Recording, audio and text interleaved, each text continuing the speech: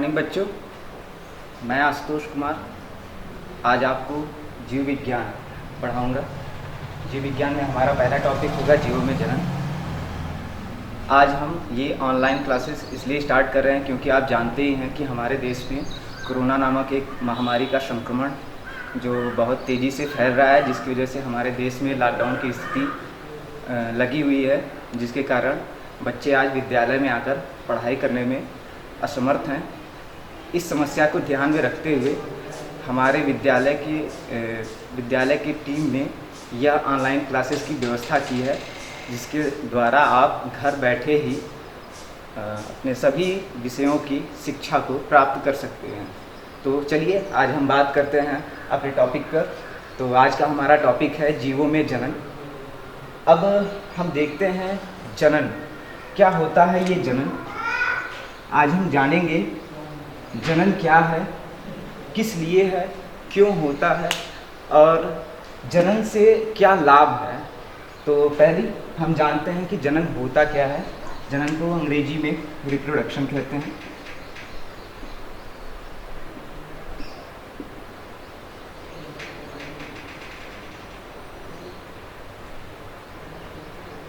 जनन का अर्थ क्या है? जनन अर्थात जन्म, जिसे हम कहते हैं जन्म देना या उत्पन्न करना, जनना जिसको कहते हैं। इसी जन शब्द से ही जनन शब्द की उत्पत्ति हुई है और इसका मूल उद्देश्य भी यही है कि जीवों को उत्पन्न करना। कैसे देखते हैं हम। वे जीवधारी जो अपने ही समान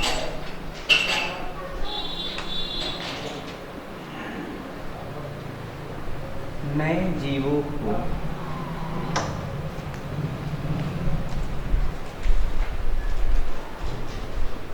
उत्पन्न करते हैं,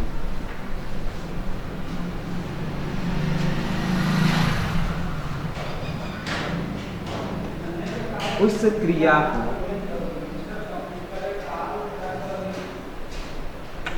जनन कहते हैं।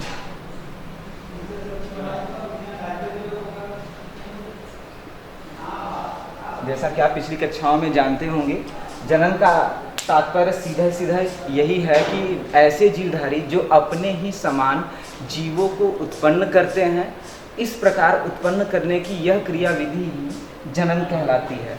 ठीक है, आगे हम बात करते हैं जनन के प्रकार की। इससे पहले हम यह देखेंगे कि जनन की आवश्यकता ही क्यों होती है। तो बच्चों, जैसा कि आप सभी जानते हैं कि प्रत्येक जीव, इस संसार में प्रत्येक जीव अपना अस्तित्व बनाए रखने के लिए भरसक प्रयास करता है, चाहे वो कोई भी छोटे स्तर का जीव हो, बड़े स्तर का जीव हो, कोई भी हो। और इसी अस्तित्व को बनाने के लिए वो करते क्या हैं? अपने ही समान नए जीव की रचना करते हैं या उनकी उत्पत्ति करते हैं। अब इनकी रचना व उत्पत्ति किन साधनों द्वारा या किन विधियों द्वारा होती है, ये आगे हम पढ़ेंगे। जैसा कि हम जानते हैं, जनन मुख्यतः दो प्रकार का होता है।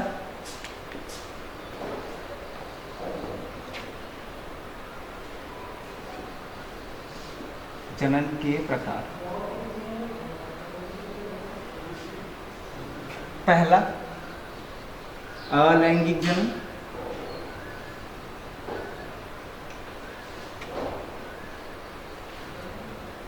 दूसरा लैंगिक जनन।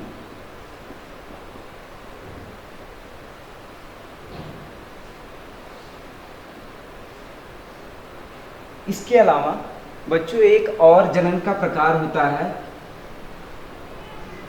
जो बहुत ही कम, या कह सकते हैं हम इसे अधिकांशतः पौधों में जानते हैं।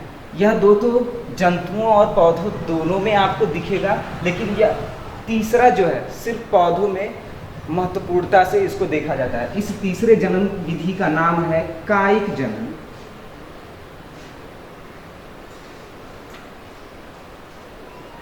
अब हम बात करेंगे अलैंगिक जनन क्या होता है। हम बात करेंगे अलैंगिक जनन क्या होता है और यह कितने प्रकार का होता है।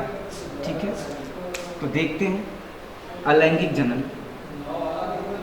अलैंगिक, इस शब्द का अर्थ ही है बिना लैंगिक, यानी इसमें कोई भी लैंगिक भेदभाव नहीं होता है।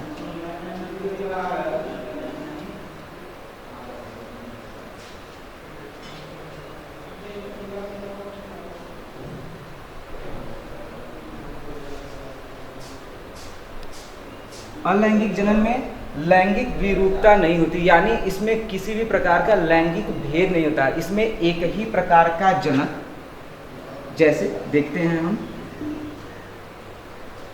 इसमें एक ही प्रकार का जनक अपने समान संतान को उत्पन्न करता है।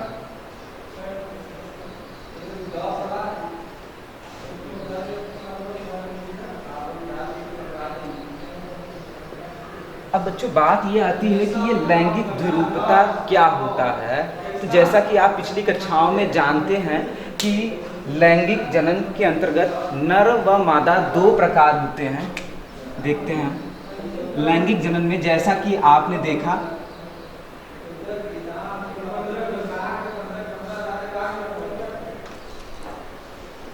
दो प्रकार से विभेदित होता है, एक नर और दूसरा मादा।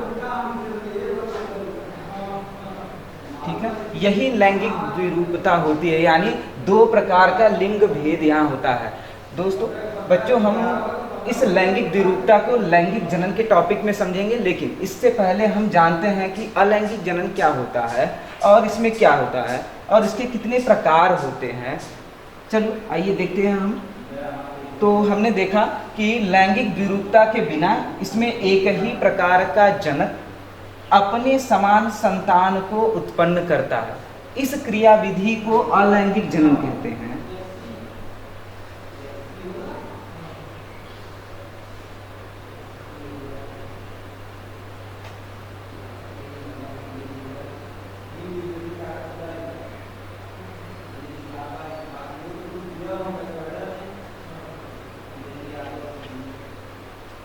बच्चों इसकी एक खासियत ये है कि इस प्रकार के जीव में जो भी नया जीव बन रहा है वो पूर्णतः अपने मूल जनक के समान होता है, अर्थात वह अपने जनक की ही हूबहू कॉपी होता है, या क्लोन इसको हम कह सकते हैं, बिल्कुल जीरोक्स, जैसा हम फोटो स्टेट करते हैं। ठीक है, तो इसकी एक खास बात यह है कि यह अपने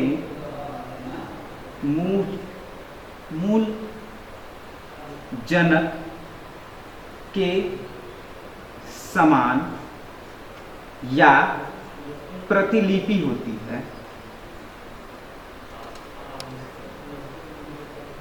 होता है। अब बात करते हैं हम इसके प्रकार के विषय में।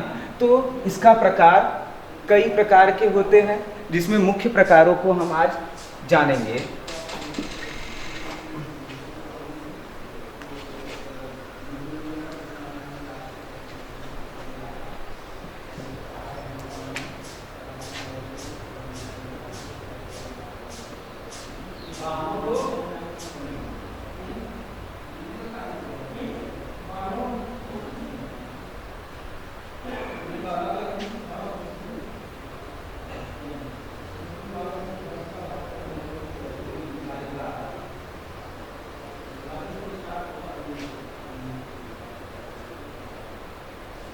अलैंगिक जनन के प्रकार। बच्चों अलैंगिक जनन में पहला प्रकार होता है द्विभाजन,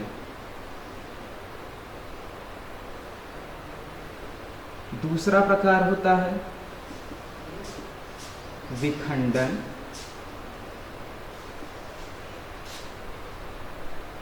तीसरा प्रकार होता है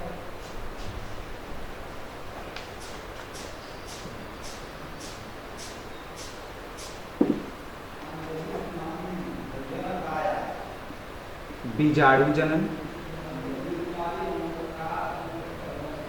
चौथा प्रकार होता है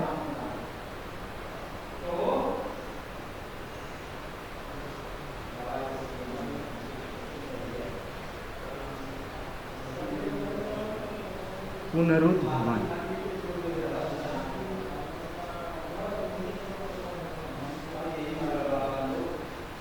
पांचवा प्रकार होता है खंडीभवन।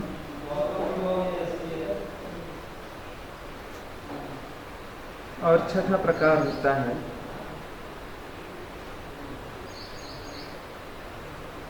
कलिका।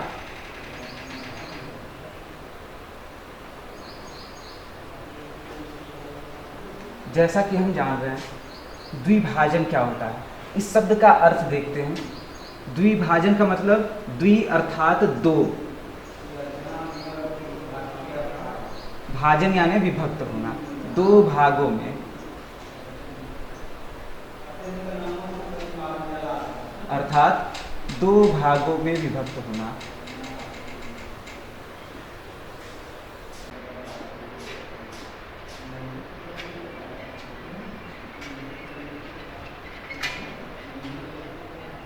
जिसमें होता क्या है, दरअसल यह जो अलैंगिक जनन की विधियां हैं मुख्य रूप से यह निम्न कोटि के जीवों में होती हैं, अर्थात यह उच्च कोटि के जीवों में बहुत कम और निम्न कोटि जैसे प्रोटोजोआ, एक कोशिकी या और कई सारे छोटे निम्न संघों के जीवों के अंतर्गत यह सभी प्रकार के जनन होते हैं। अब द्विभाजन पहला आता है, जिसके अंतर्गत शब्द का ही अगर हम विभक्त करें तो दो विभक्त, यानी दो भागों में ऐसा जीव जो दो भागों में विभक्त होता है वह द्विभाजन क्रिया विधि के अंतर्गत आता है और अलैंगिक जनन के प्रकार में शामिल होता है। ऐसी दशा में क्या होता है, हम देखते हैं एक प्रोटोजोआ को लेते हैं, जैसे अमीबा। अमीबा एक प्रकार का प्रोटोजोआ है। उदाहरण के रूप में अब अमीबा की खासियत देखते हैं बच्चों। इसकी खासियत यह है कि इसका कोई शेप नहीं होता है, कोई आकार आकृति नहीं होता है। यह एक अर्ध जेली के सदृश होती है, जिसके केंद्रक में उसका केंद्रक होता है और बाकी बॉडी में उसके जीव द्रव्य और कोशिकांग मौजूद होते हैं। अब अमीबा अगले ही चरण में इसके शरीर की दो विभक्त खांच द्वारा दो भागों में ये बट जाता है।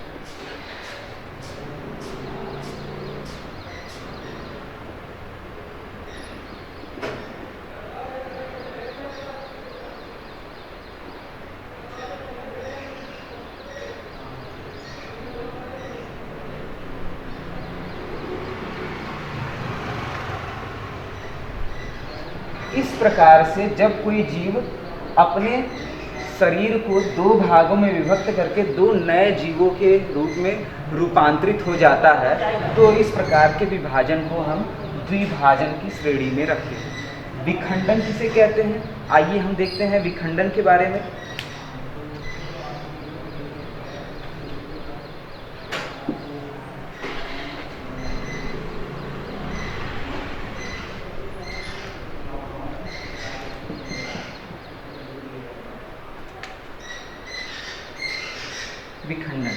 विखंडन का अर्थ है खंडित होना। एक से कई भागों में खंडित होने की स्थिति को हम विखंडन कहते हैं। जैसे अगर कोई जीव है,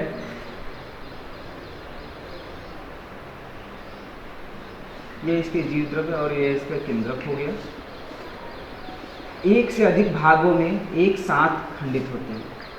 ठीक है, खंडित होने के दौरान कई सारे भाग अलग होकर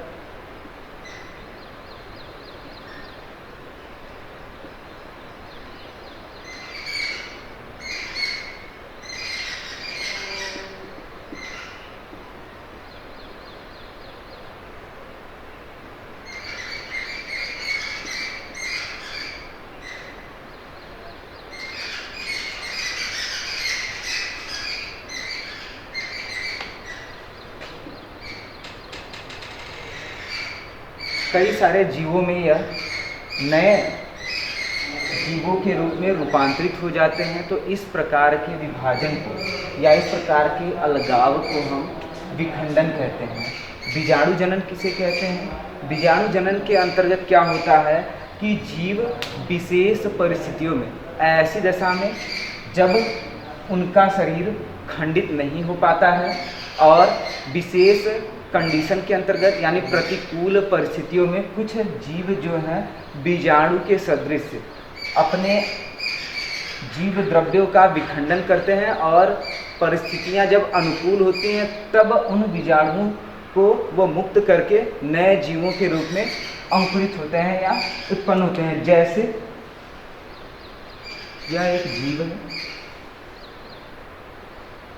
यह इसका केंद्रक है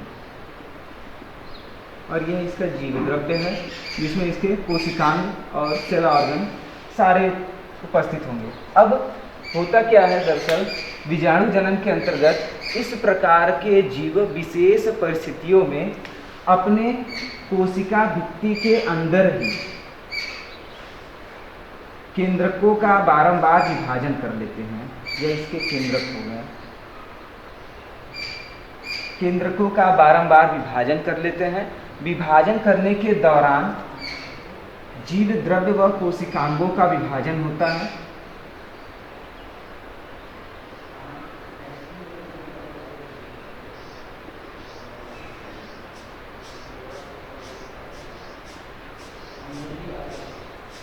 अब इस विभाजन के दौरान जब जीव द्रव्य और केंद्रक का विभाजन हो जाता है तब इनके ऊपर एक कोशिका भित्ति बन जाती है।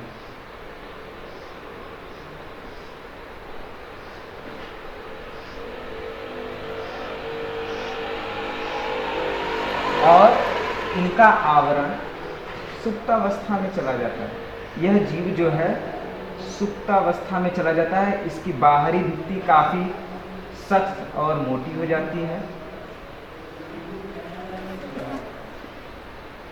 खोल खड़े हो जाते हैं और यह ऐसे ही पड़ा रहता है। प्रतिकूल परिस्थितियों में जब बारिश होती है तब क्या होता है, इसकी खोल जो है पानी के कारण फूलकर टूटती है और तब जाकर यह जीव जो है बाहर निकलते हैं।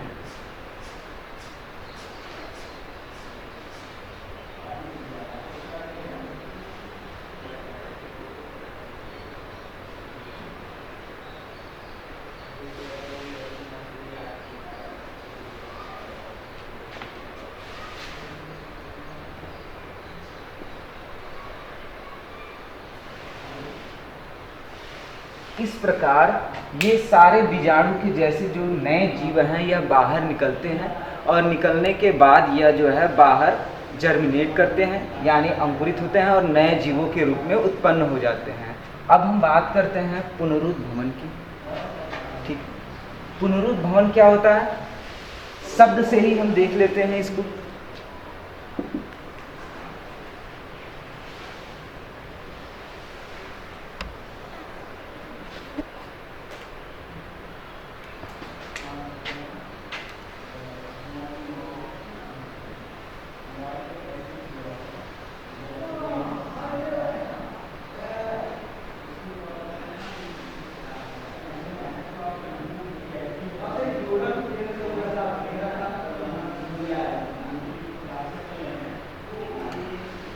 पुनरुद्भवन का अर्थ होता है पुनः उत्पन्न यानी पुनर्धन उद्भव, अर्थात पुनः उत्पन्न होना। बच्चों आप जानते होंगे छिपकली, आपके घरों में देखा ही होगा आप लोगों ने। तो छिपकली में कभी कभी होता क्या है कि उसकी पूंछ कभी कभी कट जाती है। कट जाने के दौरान यह होता है कि कुछ दिनों बाद धीरे धीरे छिपकली की पूंछ वहीं से नए सिरे से आना स्टार्ट कर देती है। ठीक जैसे छिपकली की पूंछ उसका अंग होता है और वो कटने के बाद पुनः धीरे धीरे बाहर निकलता है, उसी प्रकार से इस प्रकार के जीव भी इनके शरीर का कोई भाग जब कट जाता है या अलग हो जाता है तो वह भाग जो है नए तरीके से विकसित होकर एक पूर्ण विकसित जीव में रूपांतरित हो जाता है। जैसे प्लेनेरिया को हम ले लेते हैं।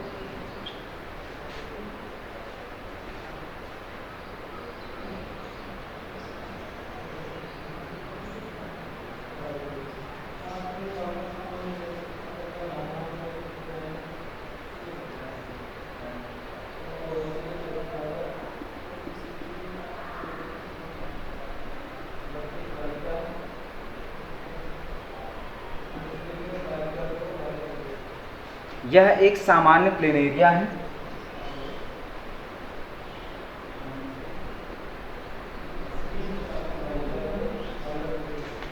इस जीव की खासियत यह होती है बच्चों कि जब इस जीव का कोई पार्ट कट जाता है, मान लीजिए यहाँ से, यह 3 भागों में ऐसे विभक्त हो जाता है और जैसे ही यह 3 भागों में विभक्त हो जाता है अगले ही पल क्या होता है आप देखिए,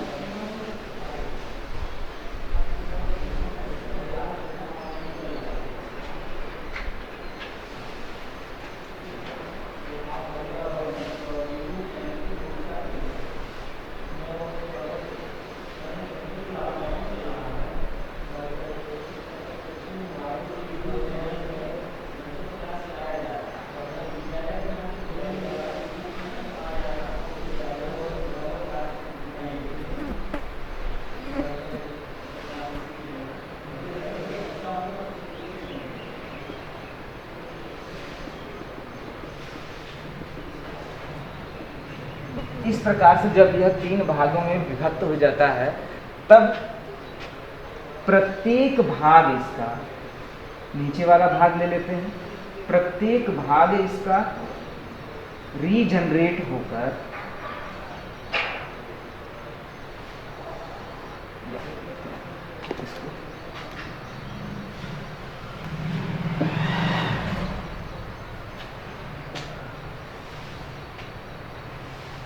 ऊपर देख लेते हैं, ऊपर वाला भाग देखते हैं।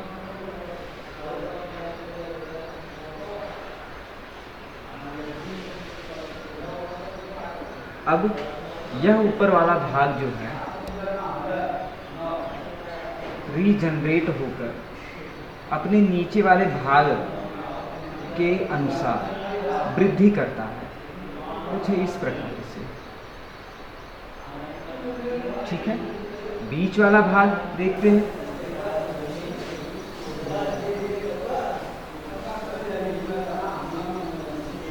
यह भी रीजनरेट होता है और ऊपर वाले भाग की तरह वृद्धि करता है।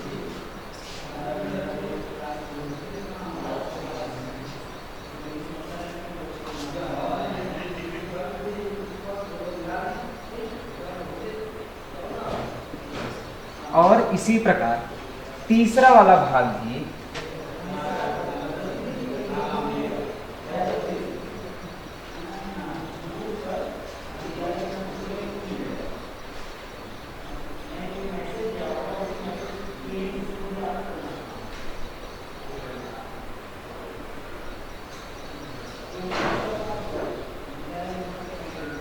इस प्रकार से यह तीसरा वाला भाग भी रीजनरेट होकर वृद्धि करता है। इस प्रकार से प्रत्येक अलग हुआ भाग जो है वह नए जीवों के रूप में रूपांतरित होकर 1 से 3 नए जीवों में रूपांतरित हो जाता है।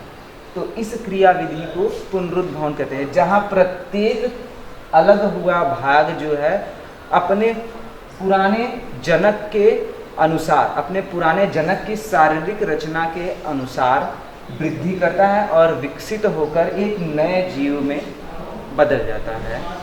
ठीक है, बात करते हैं खंडीभवन की। खंडीभवन का अर्थ है खंडित हो जाना, यानी टूट जाना। इसी टूट जाने के अनुसार ही हम इसके जनन को आइडेंटिफाई कर सकते हैं।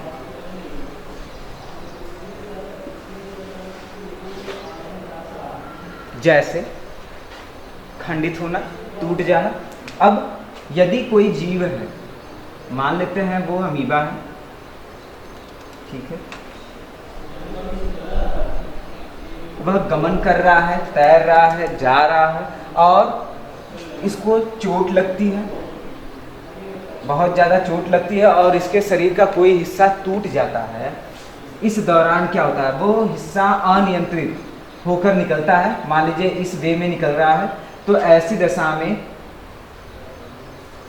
यह अमीबा और यह इसका खंडित हुआ भाग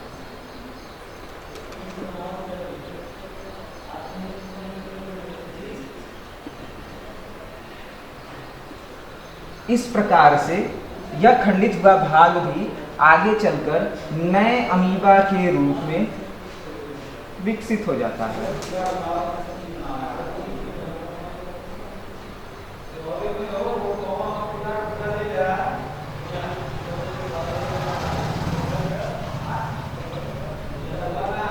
तो बच्चों, इस प्रकार से खंडी भवन का अर्थ होता है कि अचानक जीवों के शरीर में किसी बाह्य आघात के कारण उनके शरीर का कोई भाग यदि टूट जाता है और टूटकर अलग हो जाता है, तो इस प्रकार से वह टूटा हुआ भाग भी जो है वह अलग होकर नए जीव के रूप में रूपांतरित हो जाता है।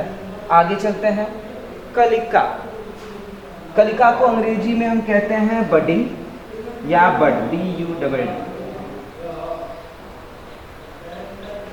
कलिकोद्भवन इसको कहते हैं। अब इस प्रकार का जनन मुख्य रूप से हम हाइड्रा, एक प्रोटोजोआ है हाइड्रा जो एक जलीय जंतु है, इसमें बहुत ही सरलता से हम कलिका भवन को देख सकते हैं, अर्थात कलिका जनन को हम इस हाइड्रा के अंतर्गत देख सकते हैं। जैसे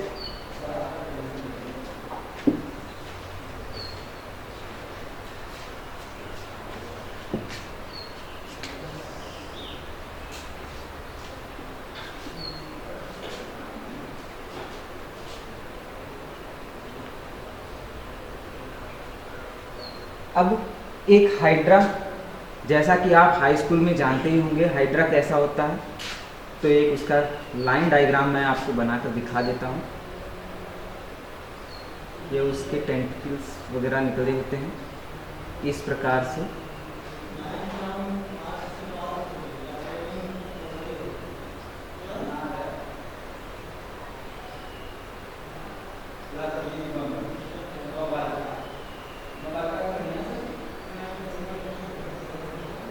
यह एक हाइड्रा है।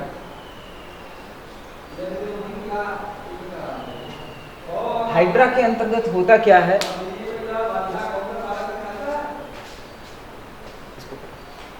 हाइड्रा के अंतर्गत होता क्या है बच्चों कि यह हाइड्रा जो है इसके शरीर में एक सरफेस एरिया से कोई उभार उत्पन्न होता है। जैसे हम देख सकते हैं इसको,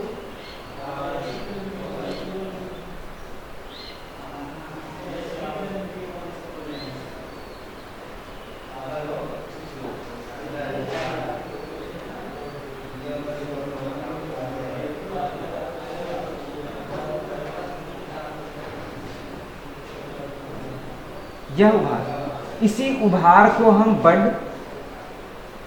या कलिका कहते हैं हिंदी में। आगे यही कलिका जो है वह अलग होकर एक नए हाइड्रा के रूप में विकसित हो जाता है। कैसे, यहाँ हम देख लेते हैं इसको डायग्राम से ही।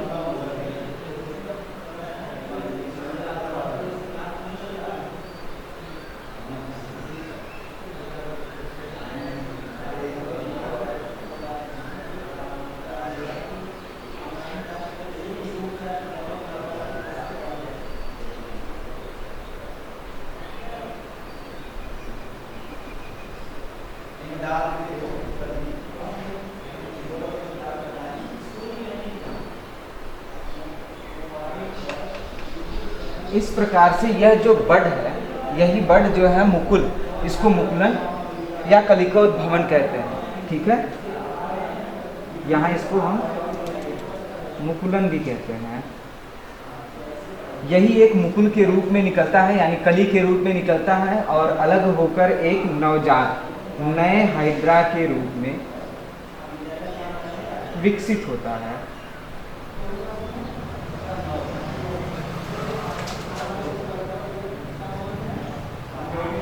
ठीक है बच्चों, तो आज के लिए बस इतना ही। आज हमने अलैंगिक जनन के बारे में पढ़ा।